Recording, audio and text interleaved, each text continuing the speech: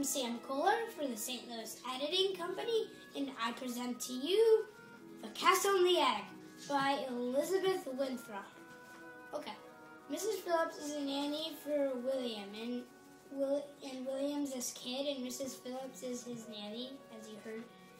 And she tells William that she's leaving to go to England because she's homesick.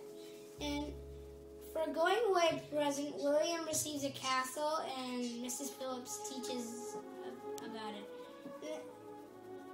And there's a toy knight, and when he touches it, it turns into a real knight in shining armor, and it tells him about a token, and this token, and there's a story about him, and he's named Sir Simon, and he was shrunk by an evil wizard and then turned to lead.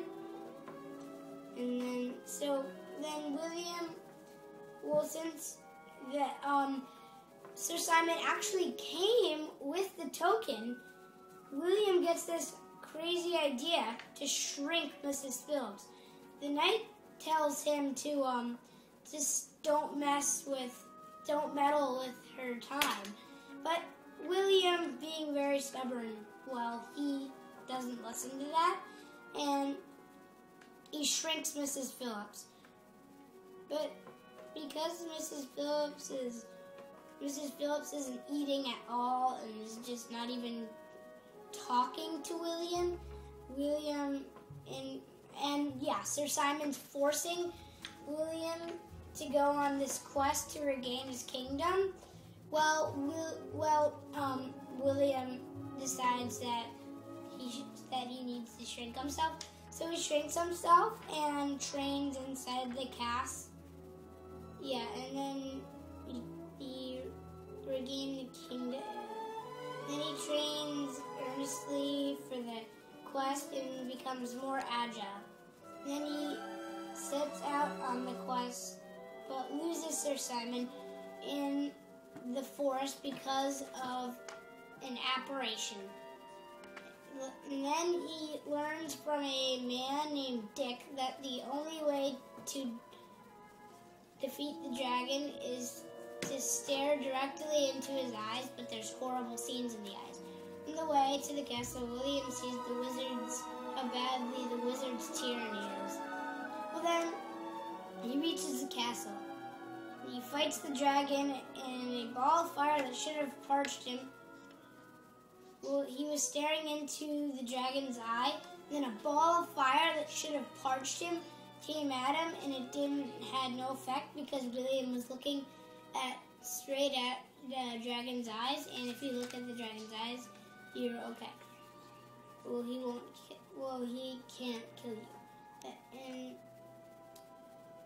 then he defeats it by sticking his dagger he defeats the dragon with his dagger. He stabs it, and then he becomes the wizard's fool. And then next, helped by Calendar, when William is performing, he uses an altered rotation and knocks down Alistair. Then he steals his lead token. But then, with the leer on his face, Alistair confronts him with the mirror. William resists it and points it at Alistair. Then Calendar makes him disappear and turn to lead.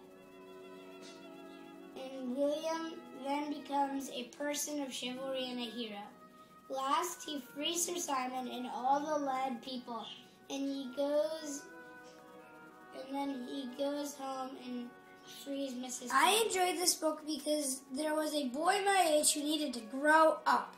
I can relate to that, and I learned as much as he did. There was parts of the book I didn't like because they didn't interest me, such as when he was in gymnastics and only played with Jason for a chapter. This is Sam Kohler, signing out.